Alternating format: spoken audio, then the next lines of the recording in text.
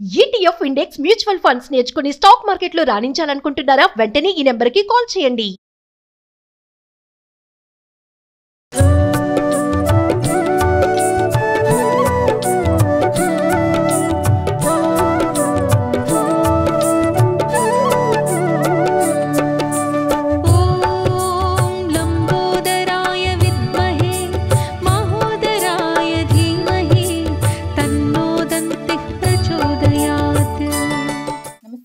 నమస్తే జయ.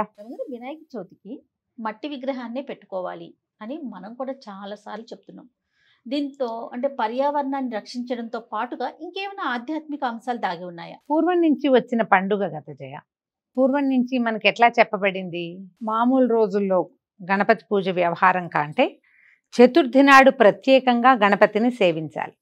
ఈ సేవించిన గణపతిని నిమజ్జనం చేయాలి. ఇది కదా మన నియమం. అవునండి. నువ్వు బంగారం, వెండి, రాగి, ఇతడి, పంచలోహాలు మొదటివి, తర్వాత అల్యూమినియము, స్టీలు తర్వాత వచ్చినవి, ఆ తర్వాత వచ్చినాయి పోర్సిలీను పగిలిపోయే రకం, ఇంకా ఈ తర్వాత ఏమొచ్చినాయి ప్లాస్టర్ ఆఫ్ ప్యారిస్, ప్లాస్టిక్. అవును అవును. వీటి మొత్తంలో మట్టిలో కలిసిపోయేది ఏమిటో ఒకటి చెప్పు. మాత్రమే. మట్టిలో నీకు బంగారం, వెండి, ఇనుము, రాగి, ఇత్తడి, కంచు, పంచలోహాలు ఏవి వెళ్ళవు. ఒకటి. తర్వాత స్టీలు, అల్యూమినియం అసలే లేదు. పోర్సిలీను అది మట్టితోటి తయారు చేస్తారు. పోర్సిలీన్ అంటే పగులుతుంది, పింగాణి. ఇది ఆ పదునైన పదార్థం, దాని పదును ఎన్ని సంవత్సరాలైనా అలాగే ఉంటుంది కదా కదా. అదే అక్కడి నుంచి ప్లాస్టర్ ఆఫ్ ప్యారిస్, అది భూమిలో కలవడానికి కొన్ని వందల సంవత్సరాలు పడుతుంది.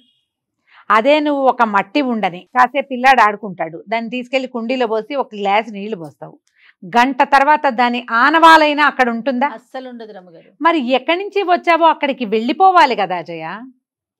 మనం ఏమవుతున్నాం, మనుషులు ఏమవుతారు? పాంచభౌతికమైంది మానవ దేహం, సృష్టి నియమం కదా అది.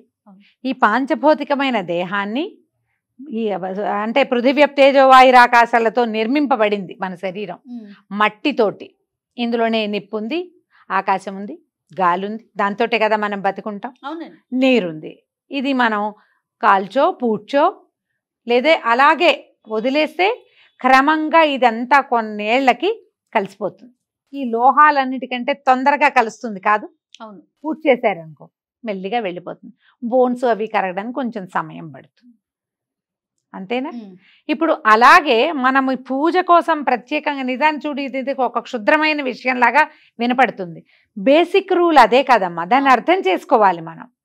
ఈ పూజ కోసం ప్రత్యేకంగా మామూలుగా చవితిని శూన్యతిథి, అది మంచి తిథి కాదు. చవితి నాడు ఏ పనైనా చేస్తామా మనం? చవితి పనికిరాదు, ఏ పనికి పనికిరాదు. ఏ పనికి పనికిరాని చవితి నాడు ఈయన జన్మించాడు, ఆ రోజున ఆయన ఏర్పరిచారు. లేదా చవితి నాడే ఈయనకి గణాధిపత్యాన్ని ఇచ్చారు అనుకుందాం, విఘ్నాధిపతిగా ఈయన చేశారు. ఓకే. ఇప్పుడు ఈ ఒక్క ప్రత్యేకమైన, అది కూడా ఏమిటి, భాద్రపద శుద్ధ చతుర్థి నాడు మాత్రమే మనం ఈ ప్రత్యేకమైన పూజ చేసుకుంటున్నాం. దీనికోసం సంవత్సరం అంతా మనం ఆయన ఆరాధన ఈ ప్రతిమలతోటి చేయక్కర్లా. ఆయన ఏం చేస్తాం, హరిద్రాబింబంలో చేసేసుకుంటాం, పసుపు ముద్దలో. అదొక విధానం అనుకో.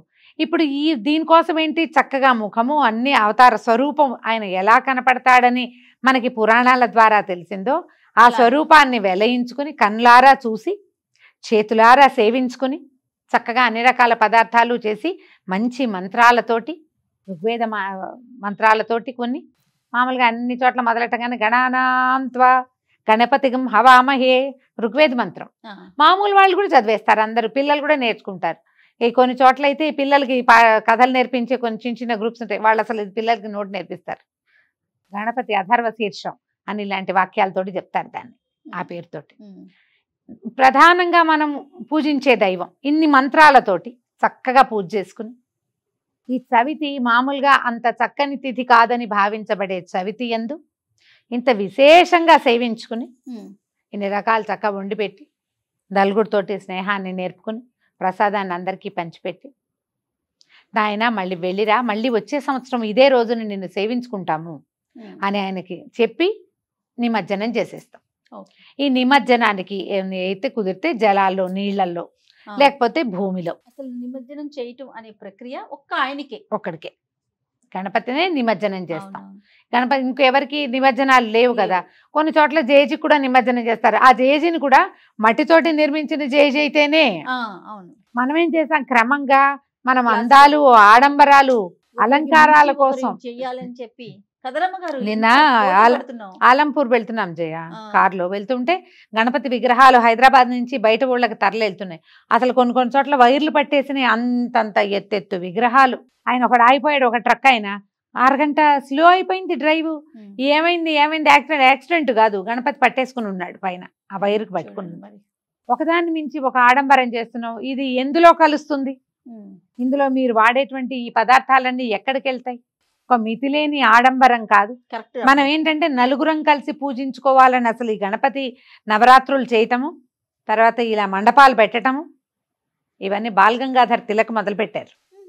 గణేష్ పండగ చేయటం అప్పుడు అదేమిటి, మన స్వదేశ స్ఫూర్తి, మన జాతీయ స్ఫూర్తితోటి మొదలుపెట్టిందే, ఉద్యమ స్ఫూర్తితోటే ప్రజలు కలవడానికి ఇది ఒక ఆసరా ఉంటుందని స్టార్ట్ చేశారు. బాంబే ఆ వైపు అంతా ఇట్లాగే మొదలు పెట్టారు.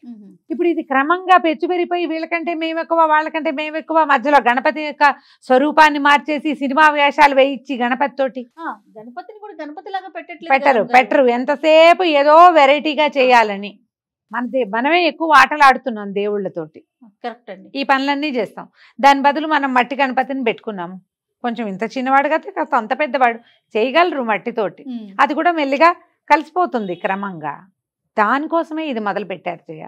పైగా ఈయనేంటి, సస్యదేవుడు, పంటలకు సంబంధించిన దైవం. మనం ఇది పూజ చేసుకున్నాము, 9 రోజులు పూజించి లేదా 5 రోజులు పూజించి 3 రోజులు ఒక్కరోజే ఈ మంత్రపూతమైన ఈ మట్టిని ఏం చేస్తాం, స్వామిని తెచ్చుకుంటే ఇందులో ఆవాహన చేస్తాం, అర్చన చేస్తాం. గణపతిని ఆవహింపచేసిన మట్టిని మన పొలంలోనో మన నదిలోనో పెడితే ఇది శక్తి వెళ్తుంది కదా కొంత అందులోకి. అది కదా మనకి ప్లస్ అవ్వాలి. మనం అది మానేసి వేరే వేరే వ్యవహారాల్లోకి వెళ్తున్నాం. ఇక దాన్ని మార్చలేం. ఇది చాలా పెద్ద రివల్యూషన్ వస్తే గానీ ఇది మార్చరు. ఈ పద్ధతులు మారవు. ఇక ఎవరి గోల వాళ్ళది. దీని మీద బతికే వాళ్ళు చాలా మంది అయ్యారు కదా. గణపతి విగ్రహాలు తయారీయే సంవత్సరం అంతా చేస్తూనే ఉంటారు, అదే పని మీద ఉంటారు. ఇక వాళ్ళ జీవనాధారం ఇంకా అది భగవంతుడు అందులో వాడికి అన్నం పెట్టాడు అంతే. ఇంకా చేసేవాళ్ళు ఎవరికో, చేసేదేం లేదు. కనీసం మన ఇంటి వరకు మనం ఒక మట్టి వినాయకుడిని అపార్ట్మెంట్లలో చేసుకుంటాం, మట్టి వినాయకుడిని పెడదాము, మోతాదు నుంచి పెద్ద సైజు పెడదామని అనుకోవద్దు. పూజ సరిగ్గా చేయాలి. మీరందరూ కొట్లాడుకోకుండా ఉండాలి. చక్కగా అన్ని రకాల పత్రులు మనమే సేకరించేందుకు అపార్ట్మెంట్స్, గేటెడ్ కమ్యూనిటీస్లో సంవత్సరానికి ఒక్కసారి చేసే ఈ పండగ కోసం ఈ మొక్కలన్నీ పెంచండి. మీరు ఎంత బాగుంటుంది, అద్భుతం కదా రమ్మగారు. ప్రతి చోట ప్రకృతి వనాలు తయారవుతాయి కదా, అలా ఆలోచించండి, అప్పుడు బాగుంటుంది. ఈ విధానం మొదలు పెట్టిందే ఇందుకు. నిమజ్జనం కూడా రమ్మగారు ఎక్కడికో తీసుకెళ్లి ఏదో చేసే బదులు కొన్ని మనము కమ్యూనిటీస్ లో చూస్తాం, చిన్నవి అయితే మనం మన దగ్గరే చేసుకోవచ్చు. పెద్ద టబ్బులో పెడతాము సరిపోతుంది. ఏదైనా ఒక పువ్వుల కుండీలో పెడతాము, పువ్వుల కుండీలో మన ఇళ్లలో అనుకో మొక్కల కుండీలో పెడితే నీళ్ళు పోస్తే సరిపోతుంది. కొన్ని అలాంటి ఇవి కూడా వచ్చినాయి, కొన్ని కంపెనీలు వచ్చినాయి. వాళ్ళు ఒక వినాయకుడిని చేసి ఇస్తారు, పూజ చేసుకుంటాము. ఆ తర్వాత ఆ వినాయకుడిని అందులో పెట్టి నీళ్లు పోసేస్తే మెల్లిగా కరిపోయి 4 మొక్కలు వస్తాయి అందులో నుంచి. ఏ తులసి మొక్కలు లాస్ట్ ఇయర్ నాకు ఒకళ్ళు పంపించారు, నాకు చక్కటి మొక్కలు వచ్చినాయి అందులో నుంచి. అలా ఏదైనా చెయ్యొచ్చు. ఒక పేపర్ పెట్టారు అంతే, అందులో పేపర్ తీసేసాను నేను. తర్వాత అది కరిగిపోయిన తర్వాత, విగ్రహం కరిగిపోయాక ఎంత బాగుందో. ఆ మట్టి ఇప్పటికీ ఉంది నా దగ్గర. సరిగ్గా ఆలోచించండి. అంటే వాతావరణాన్ని కాపాడటం కోసం వచ్చిన పండుగని మనం కలుషితం చేసుకోకూడదు. చేసేస్తున్నాం కదా, అదే చేస్తున్నాం, నీళ్లు పాడు చేసేస్తున్నాము. ఆ తర్వాత ఈ విగ్రహాలకి షేప్ కోసం పెట్టేటువంటి రంగులే కాదు, లోపల ఇనప ఊసలు, బద్దీలు, మెటీరియల్ చాలా ఉంటుంది. ఆ తర్వాత కొబ్బరి పీచు, రంగులు, రసాయన రంగులు, మరి ఇవన్నీ కూడా కలిసిపోతాయి కదా. అవన్నీ మనకే ఇబ్బంది. అవి ఎక్కడికి వెళ్తాయి చివరికి? మనమే పీలుస్తాం, మనమే తాగుతాం, మనమే వాడుకుంటాం. అది ఆలోచించాలి ఖచ్చితంగా. కొంచెం సంస్థలు ఆలోచించుకుంటే బాగుంటుంది. బాగా చెప్పారు. అయితే మనము ప్రతి పండుగకి ప్రతి దానికి కూడా పసుపుతో వినాయకుడిని చేసుకుంటాం. ఇప్పుడు కూడా చేస్తాం రమ్మగారు వినాయక చవితి? చేస్తాం ఇప్పుడు కూడా. మహాగణాధిపతి పూజకి నిర్విఘ్న పరిసమాప్త్యర్థం హరిద్రాబింబం పూజయామి అంటాం. ముందు చిన్న వినాయకుడిని చేసి పెట్టుకుని పసుపుతోటి ఈయన్ని పూజించి, తర్వాత పూజ అంతా సరిగ్గా అవ్వాలి, ప్రసాదాలు బాగా కుదరాలి, మనం బాగా వినిమయం చేయాలి, కథ అవి సక్రమంగా వినాలని ఆ పెద్ద పూజ కోసం ఈ చిన్న పూజ ఇప్పుడు కూడా చేసుకుంటాం. ఈయన గబగబా ఉపచారాలు, పంచోపచారాలు చేస్తారు, లేదా చకచక ఉపచారాలు చెప్పేసి ఈయన్ని పక్కకు పెట్టి ఓ బెల్లం ఒక నివేదన పెట్టడం, ఈ పసుపు హరిద్రా బింబాల్లో ఉన్న స్వామిని పక్కకు పెట్టి అప్పుడు పెద్ద ప్రతిమ పెట్టుకున్నాం కదా, ఆ ప్రతిమని ఆవాహన స్థాపన అవి చేసి మళ్ళీ మామూలుగా పూజ చేసుకుంటాం, చేస్తాం ఇప్పుడు కూడా. ఏ పూజకైనా పసుపు గణపతి పూజ ముందు చెప్పుకుంటా, మన సత్యనారాయణ వ్రతం చేసినా ఏ నోములు చేసినా కూడా గణపతి ఆరాధన తప్పనిసరి. ఆయనకి పెద్ద ప్రతిమా విశేషం అక్కర్లా. హరిద్రా బింబంలో కూడా మనం ఈ పసుపు ముద్దలో కూడా గణపతిని ఆరాధన చేసుకోవచ్చు. ప్రథమ దేవుడు, ప్రథమ భక్తి అన్నీ ఆయనకే మొదట మొత్తం ఆయనకి. నమస్తే.